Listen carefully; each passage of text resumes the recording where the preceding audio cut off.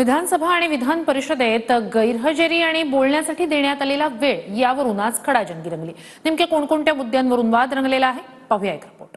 श्री दिलीप लांडे, श्री अमोल चिमणराव पाटील, श्री सुहास अनिल बाबर, श्री चंद्रदीप नरके, डॉक्टर बालाजी किणीकर, श्री हिकमत उढान, श्रीमती मंजुळाताई गावित। आपण लगातार 23 नावं वाचली, त्यातला एकही सदस्य हजर नाही। एखाद्याचं नाव घेतलं तो सदस्य हजर नाही, ही पहिली वेळ आहे का? आताच्या आता मी हजेरी पडतावून बघणार आणि त्या दिवशी प्रस्ताव आला, जर नसलेल्या सदस्यांची नावं जर आली तर मी सभागृहासमोर उघड करणार। एपीजे अब्दुल कलाम अमृत आहार योजना किती थांबू?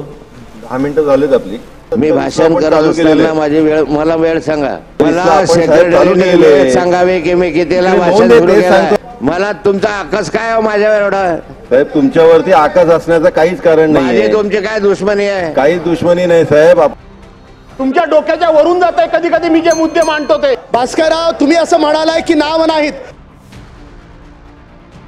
सत्ताधारी आमदारांची गैरहजेरी आणि विरोधकांना बोलण्यासाठी दिलेला कमी वेळ यावरून सभागृहात खडाजंगी रंगली।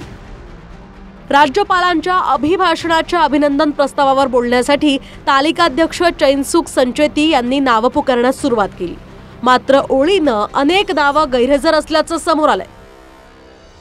मंगेश कुडाळकर, चंद्रकांत सोनवणे, श्री दिलीप लांडे, श्री अमोल चिमणराव पाटील, श्री सुहास अनिल बाबर, श्री चंद्रदीप नरके, डॉक्टर बालाजी किणीकर, श्री हिकमत उढान, श्रीमती मंजुळाताई गावित, श्री अमशा पाडवी, श्री बाबूराव कदम कोहळीकर, श्री संतोष बांगर, श्री विठ्ठलराव वकीलराव लंघे, श्री अशोक धर्मराज पाटील, श्री राजेंद्र पाटील, श्री किशोरप्पा पाटील, श्री नरेंद्र भोंडेकर, श्री अमोल खताळ, श्री राजकुमार बडोले। याच गैरहजेरीवरून वरच्या सभागृहात सुद्धा 293च्या प्रस्तावावर बोलण्यासाठी दिलेल्या नावांची हजेरी तपासावी लागेल असं म्हणत भास्कर जाधवांनी राज्यपालांच्या भाषण प्रस्तावावरच्या गैरहजेरीवर टीका केली। मात्र भाजपच्या सदस्यांनी जाधवांवर दिशाभूल केल्याचा आरोप केला। मी जाणार आहे आता वरती याच्यामध्ये आशिषजी, त्या 293च्या प्रस्तावावर ज्या सन्मान्य सदस्यांची नावं टाकलेली आहेत त्यातले बरेचसे सदस्य माझ्या माहितीप्रमाणे सभागृहात आलेलेच नाहीत। की जे सदस्य सभागृहामध्ये आलेलेच नाही माझ्या माहितीप्रमाणे त्यांची नावं 293वर आली कशी? त्यांच्या नावाच्या सह्या केलं कोणी? हे सुद्धा बघितलं पाहिजे। एक, आता सुद्धा आपण लगातार 23 नावं वाचलीत, आकडा चुकत असेल ती 23 नावं वाचलीत, त्यातला एकही सदस्य हजर नाही। त्यांनी त्यांची नावं दिली होती का ही खात्री करायला हवी। एक, ओ मॅडम जरा थांबा, हो तुम्ही ऐका जरा, तळेकर मॅडम जरा ऐका।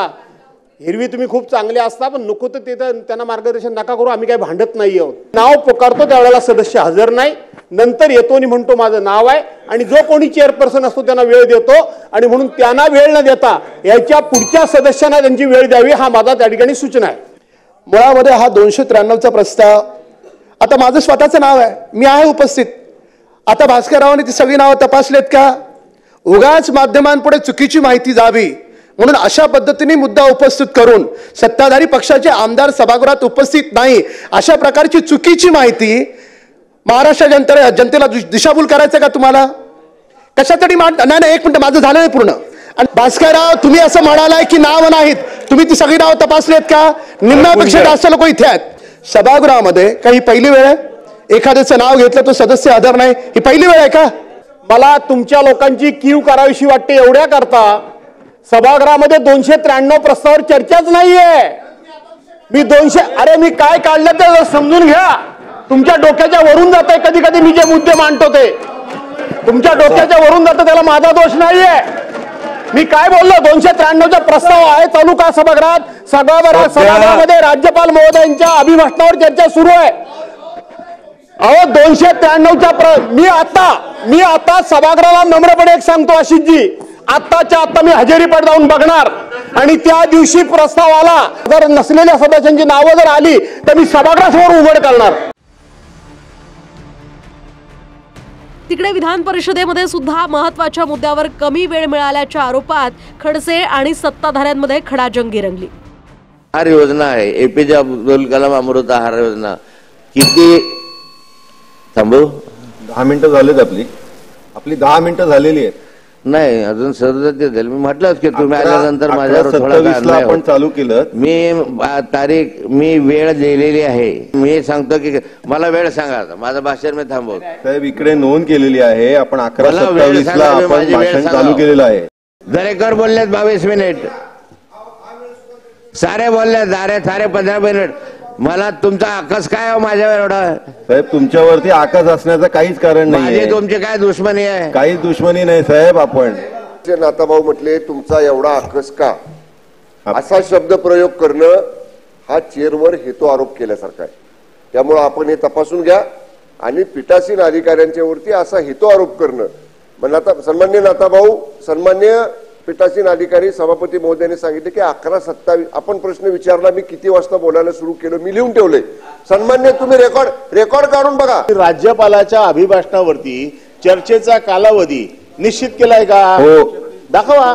कोण किती वेळ असतो? बरोबर आहे. चर्चेला एकूण 1 तास 50 मिनिटं हा आपण चर्चेला उपलब्ध करून दिलेला आहे. कशाच्या आधारावरती?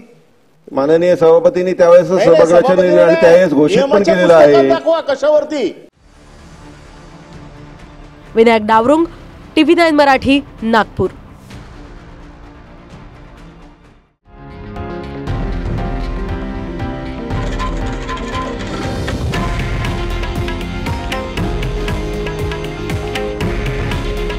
हे आहे देशातील नंबर 1 न्यूज नेटवर्क आणि आपण पाहत आहात TV9 मराठी.